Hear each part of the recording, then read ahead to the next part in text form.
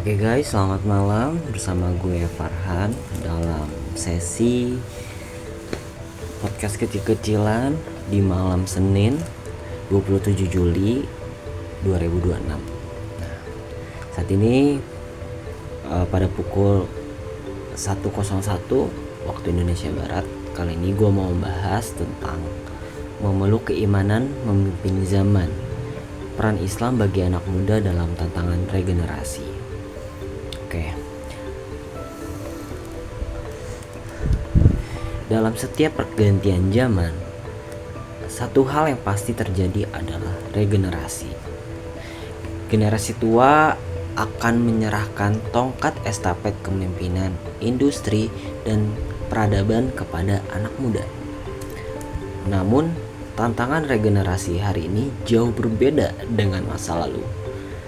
Anak muda pada zaman sekarang tidak hanya berhadapan dengan persaingan ekonomi dan teknologi yang masif, tetapi juga krisis identitas, kesehatan mental, dan disrupsi moral.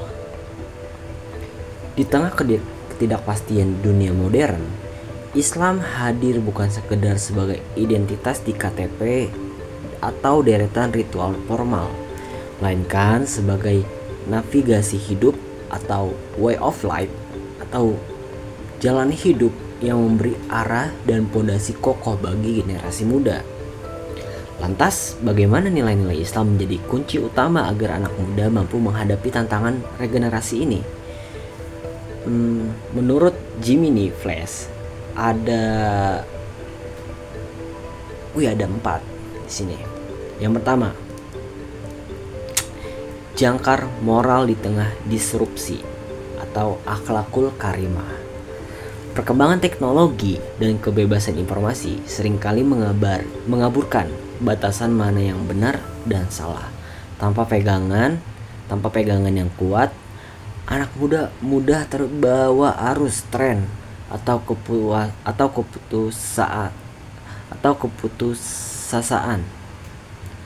Nilai-nilai Islam memberikan pondasi etika dan integritas seperti kejujuran, rasa tanggung jawab, dan empati. Karakter inilah yang membedakan seseorang pemimpin masa depan yang berintegritas dari sekedar pemuda yang beradaptasi dengan teknologi. Yang kedua, pola pikir bertumbuh dan berdaya saing atau ijtihad dan jihad. Islam sangat mengagungkan ilmu pengetahuan dan kerja keras. Konsep jihad dalam konteks modern bukan lagi soal angkat senjata, bukan tentang peperangan saja, melainkan perjuangan menuntut ilmu, menguasai teknologi, dan menciptakan karya yang bermanfaat. Anak muda muslim diajarkan untuk tidak mudah menyerah dan terus belajar karena menuntut ilmu adalah kewajiban yang berdimensi ibadah. Yang ketiga, kesadaran sosial dan kolaborasi.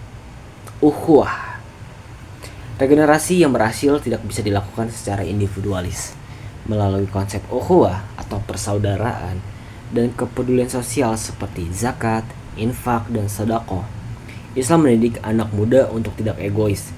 Mereka diajarkan bahwa keberhasilan sejati bukanlah saat berhasil sendirian, melainkan ketika mampu merangkul dan memperberdayakan masyarakat di sekitarnya. Yang keempat dan yang terakhir, mentalitas tangguh atau tawakal dan kesadaran tujuan. Banyak anak muda saat ini mengalami burnout dan kecemasan akan masa depan atau quarter life crisis. Islam menawarkan pemahaman mendasar tentang konsep tawakal, bahwa manusia wajib berusaha maksimal, tetapi hasil akhirnya ada di tangan Allah. Ditambah lagi dengan pemahaman bahwa hidup memiliki tujuan akhir yang lebih besar, yaitu akhirat, yang mana semua orang di dunia ingin mencapai tujuannya masing-masing dan semuanya sama finishnya, yaitu akhirat. Anak muda memiliki daya tahan mental atau resilience yang lebih kuat saat menghadapi kegagalan. Regenerasi bukan sekedar soal mengganti orang tua dengan orang muda di posisi strategis. Regenerasi adalah soal memastikan kualitas peradaban berikutnya tidak lebih buruk dari hari ini. Ketika anak muda memeluk Islam, bukan dengan dogma yang kaku, melainkan dengan pemahaman yang mendalam, rasional, dan penuh rasa kasih sayang.